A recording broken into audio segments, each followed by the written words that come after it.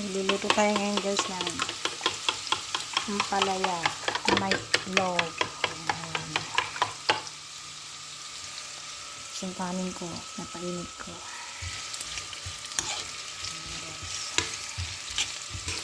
Isayin muna natin ang ampalaya.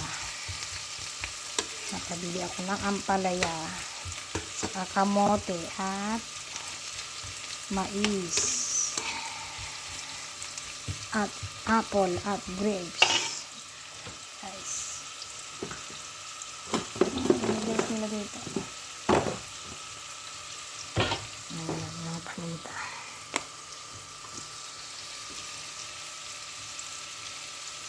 Ayan.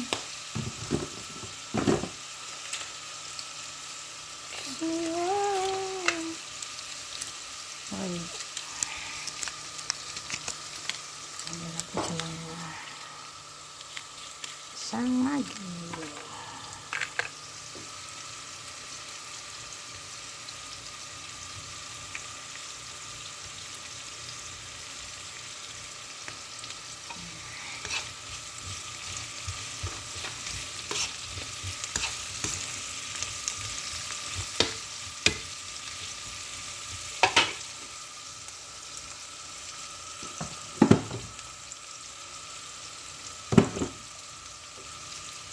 Konting salt lang kasi meron na tayong magi kanina nilagay. Ayan. So, where is the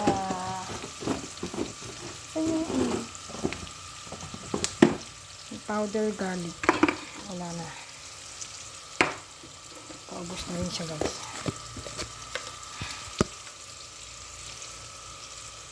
Garlic powder. May bawang tayo din pero bawal dito, bawang powder lang. You know.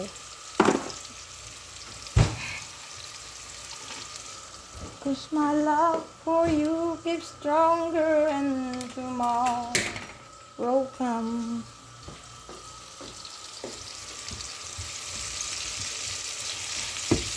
No words can say how much I love you so. And then forever's not enough for me to love you. I spend the night a lifetime, baby, if you ask me to. There's nothing I won't do. Forever's not enough for me to love you so. And forever and someday, I promise you would stay. Na, na, na, na, na, na.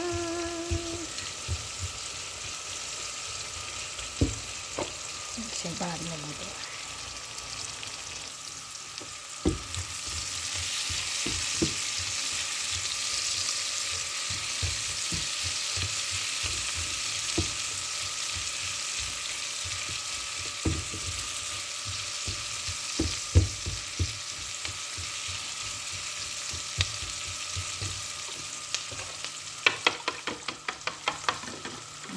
Invest ng itlog.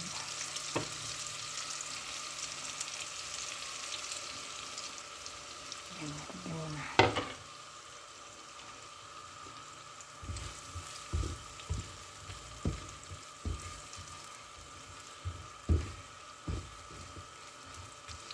Mukhang mapait. Siyempre yung paraya mapait.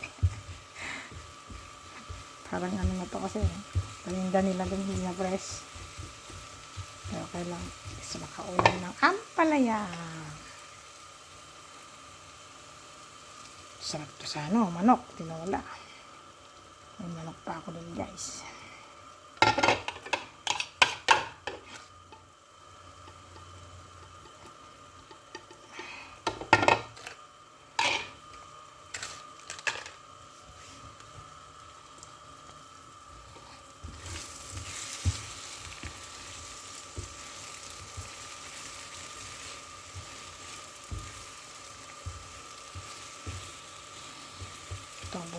abroad. Kung makapunta ka ng Bacala, bibili ka ng pagkain. Nakaluto ka ng gusto mong pagkain. Filipino food. Ito yung mga Pilipino, mga OFW, hinahanap-hanap pa rin natin yung ating natagawi ang mga ulam-ulam sa ating probinsya. Sa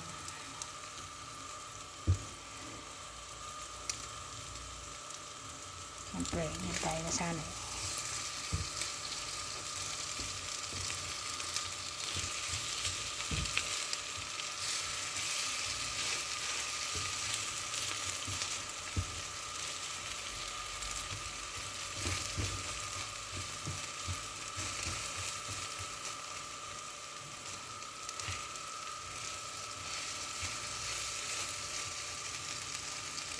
Sarap.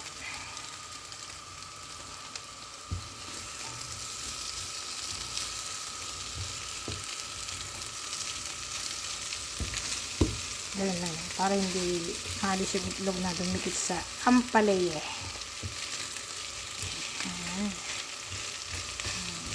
Sarap. And, sarap naman ang ulam natin, guys. Yummy. Guys, tapos na siya. Naluto na yan.